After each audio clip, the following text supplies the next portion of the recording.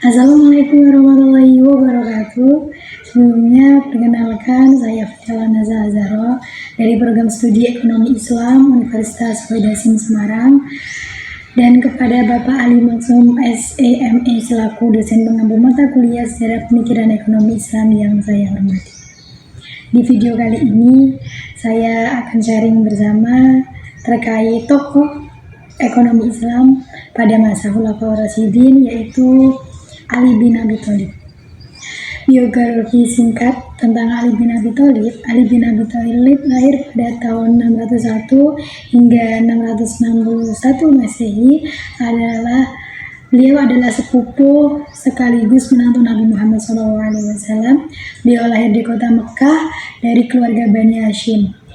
Beliau adalah orang pertama yang masuk Islam dari kalangan anak-anak dan kalangan orang yang terkenal karena keberaniannya, keilmuannya, serta kebijaksanaannya. Ali diangkat sebagai khalifah keempat dari Khulafaur Rasyidin setelah Utsman bin Affan. Masa pemerintahannya berlangsung dari 656 hingga 661 Masehi. Di tengah situasi politik yang penuh tantangan, termasuk Perang Jamal dan Perang Siffin. Kontribusi Ali bin Abi Thalib pada ekonomi Islam itu yang pertama ada pengelolaan Baitul Mal atau pembendaharaan negara. Ali bin Abi Thalib memperkenalkan kebijakan transparan dan adil dalam pengelolaan keuangan negara. Ia menekankan distribusi kekayaan yang merata untuk memastikan kesejahteraan umat. Ali memastikan dana Baitul Mal tidak disalahgunakan oleh pejabat negara dan didistribusikan tepat sasaran, terutama kepada fakir miskin. Jadi Ali bin Abi Thalib pada masa itu berkontribusi pada ekonomi Islam itu terkait pengelolaan Baitul Mal, di mana pembagian dari kas negara itu harus dibagikan pada orang yang tepat, tidak salah sasaran gitu. Yang kedua, ada kebijakan redistribusi kekayaan. Ali mengimplementasikan sistem redistribusi kekayaan berdasarkan kebutuhan, bukan sekedar kedudukan sosial. Hal ini karena bertujuan untuk mengurangi kesenjangan ekonomi di masyarakat.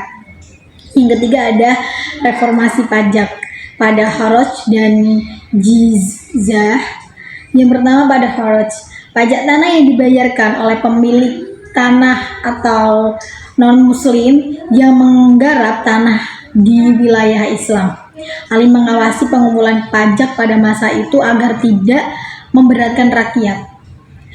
Untuk yang jizyah itu pajak perlindungan untuk non-muslim.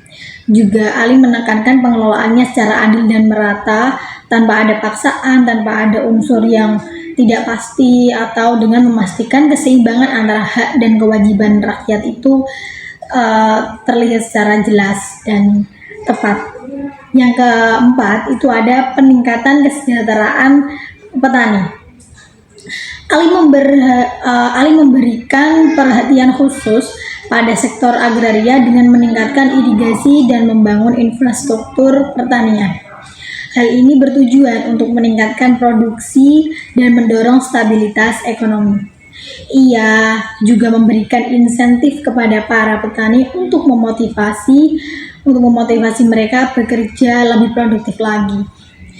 Ada yang kelima, yaitu penghapusan praktik nepotisme dan korupsi. Ini penting sekali karena Ali pada masa itu bersikeras atau sangat keras terhadap pejabat yang menyalahgunakan kekuasaan dan mengambil keuntungan dari jabatan mereka. Ia memberhentikan gubernur-gubernur yang dianggap tidak jujur dan menggantikannya dengan individu yang lebih amanah. Pada masa itu juga terjadi pejabat yang menyalahgunakan jabatan dia. Jadi dia mengambil kekuasaannya atau mengambil hak yang bukan seharusnya dia miliki itu dengan cara yang tidak baik. Maka pada waktu itu Ali langsung bersikeras mengalihkan atau memberikan tanggung jawab itu kepada orang yang lebih amanah lagi. Selanjutnya yang keenam, ada prinsip ekonomi berdasarkan keadilan.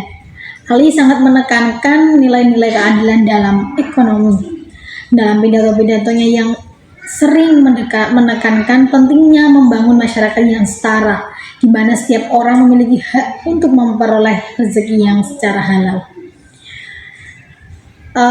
Untuk pengaruh pada pemikiran ekonomi Islam, yang pertama ada keadilan distribusi. Pemikiran Ali menjabat landasan bagi banyak pemikir ekonomi Islam dalam menekankan keadilan dalam distribusi kekayaan. Yang kedua ada akuntabilitas pemerintah.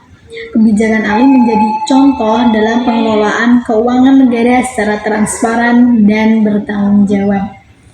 Yang ketiga ada prinsip keseimbangan. Ali mengajarkan bahwa negara memiliki tanggung jawab untuk menjaga keseimbangan antara kepentingan individu dengan masyarakat. Dari penjelasan tadi yang sudah saya paparkan, bahwasannya bisa diambil kesimpulan Ali bin Abi Thalib adalah pemimpin yang menjunjung tinggi prinsip keadilan dalam berbagai aspek, termasuk ekonomi. Kebijakan-kebijakannya mencerminkan semangat Islam dalam mewujudkan kesejahteraan bersama, mengurangi ketimpangan sosial, dan memberantas korupsi. Kontribusinya terus menjadi teladan dalam pengelolaan ekonomi Islam hingga saat ini. Beliau merupakan tokoh ekonomi Islam yang patut kita teladani perilaku dan kegiatan sehari-harinya, karena benar-benar membela Islam. Dalam pada masanya itu banyaknya sekali tantangan dan masalah-masalah politik yang secara langsung Ali bin Abi Thalib itu memberantas semuanya demi agama Islam. Baik, mungkin itu yang bisa dapat saya sampaikan. Mohon maaf jika ada kesalahan dalam penyampaian. Kurang dan lebihnya mohon maaf. Wallahu muwaffiq ila aqwamit thoriq. Assalamualaikum warahmatullahi wabarakatuh. Terima kasih sudah menyaksikan.